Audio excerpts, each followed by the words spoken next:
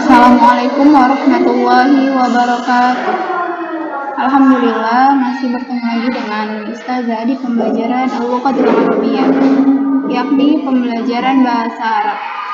Baiklah, kita saat ini akan melanjut materi kita yang sebelumnya, yaitu tentang pembagian isim mabni. Kita masuk pembagian yang kedua, yaitu asmaul isyarah.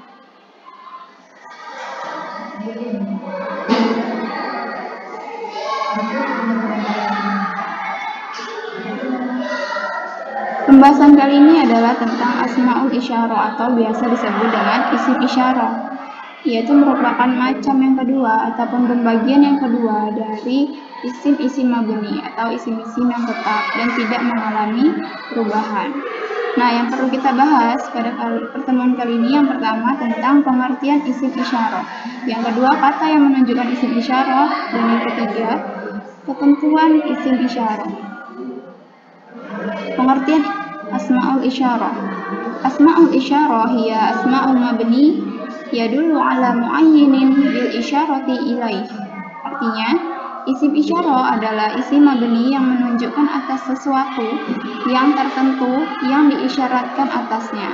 Nah, jadi lebih singkatnya, anak-anak bisa ingat bahwasanya isim isyarah itu adalah kata tunjuk.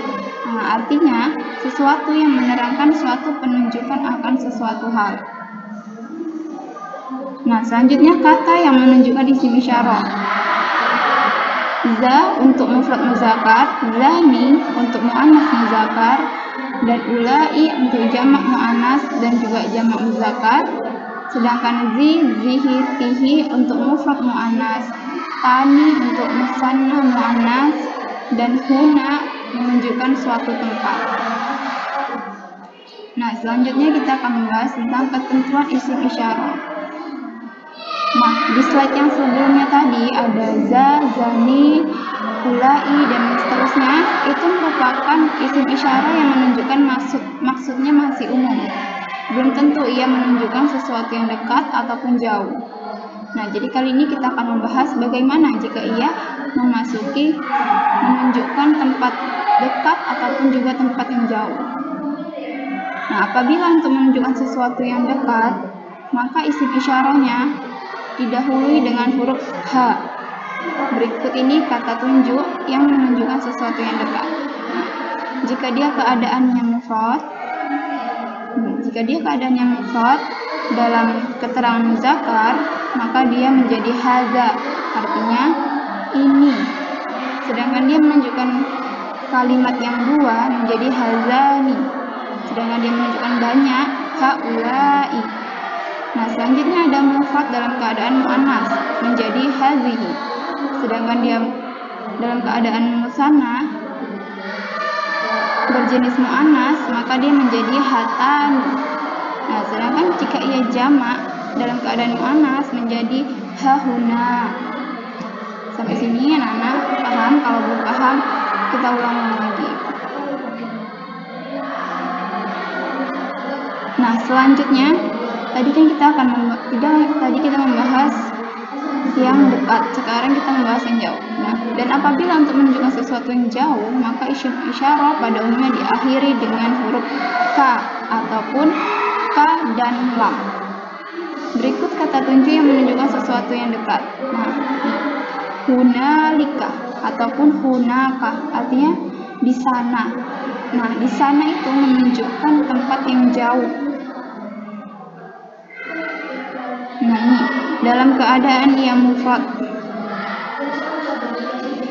Artinya, kalau dia mufrad, keadaan yang muzakkar menjadi zalika atau zaka. Sedangkan dia musanna dalam keadaan muzakkar menjadi zanika. Nah, sedangkan dia jamak, jamak ini cuma satu, dia muzakkar atau muannas sama menjadi ulaika. Nah, sedangkan dia mufrad dalam keadaan muannas menjadi tilka. Sedangkan dia musanna dalam keadaan muannas menjadi tanika. Nah, jadi sudah jelaskan di sini dia menunjukkan sesuatu yang jauh, maka diakhiri dengan huruf K ataupun lam sama K menjadi tilka. Di sini zalika, lam sama K atau zaka, dia diakhiri dengan K, maka menunjukkan dia jauh. Kalau tadi yang menunjukkan sesuatu yang dekat, itu dia didahului dengan ha. Hazihi, haza, hazani, hatani, haulai. Nah, itu menunjukkan kata tunjuk yang dia sesuatunya dekat. Nah, berikut ini contoh kalimatnya. Tilka ghurfatul ummi. Itu kamar ibu saya. Nah, tilka di sini dia menunjukkan sesuatu yang jauh, maka si yang ngomong itu tidak berada dekat dengan kamar si ibu. Makanya dia menggunakan kata tilka. Dan kenapa tilka tidak zalika? Karena ghurfatul ummi ini menunjukkan kalimat yang mu'annas, makanya dia menunjukkan tilka, menggunakan tilka, bukan menggunakan zalika. Kalau dia menjadi kalimat yang muzakkar, baru dia menggunakan zalika ataupun zaka. Nah, selanjutnya astami'u kalam hazihil mudarrisah. Saya mendengarkan perkataan guru perempuan ini. Nah, di sini menggunakan hazihi karena mudarrisahnya ini menunjukkan mu'annas dan dia berada dekat dengan si guru tadi. Nah, kemudian hazat tilmizu muti'u. Ini murid penaat. Nah, dia menggunakan haza karena si tilmiznya ini menunjukkan muzakkar dan dia dekat berada dengan si tilmiz. Nah, sampai sini paham tuh anak-anak saja. Kalau belum paham, coba diulang-ulang lagi tentang video ini. Nah, jadi kesimpulannya, isim isyarah itu adalah kata tunjuk. Nah, kata tunjuk itu ada yang bisa jauh, ada yang dekat. Kalau dia dekat pada umumnya dan selalu didahului dengan huruf ha. Hazihi, haza, hazani, hatani, haulai. Nah, sedangkan ia jika menunjukkan sesuatu yang jauh, maka di akhirnya menggunakan kalimat kaf ataupun kaf dan lam. Misalnya zalika, zaka, tilka. Nah, itu untuk digunakan kata tunjuk yang jauh. Nah, selanjutnya jika anak-anak sudah paham, mari kita kerjakan tugas. Buatlah hiwar ataupun percakapan berbahasa Arab yang menggunakan isim isyarah seperti di buku. Minimal mengandung 3 kalimat isim isyarah. Nah, jika anak-anak kurang paham cara membuat hiwar, coba lihat di bukunya. Jika dia kelas 7 di halaman 128, jika kelas 8 di halaman 128, dan jika kelas 9 di halaman 120. Nah, itulah yang saya sampaikan pada pertemuan kita kali ini.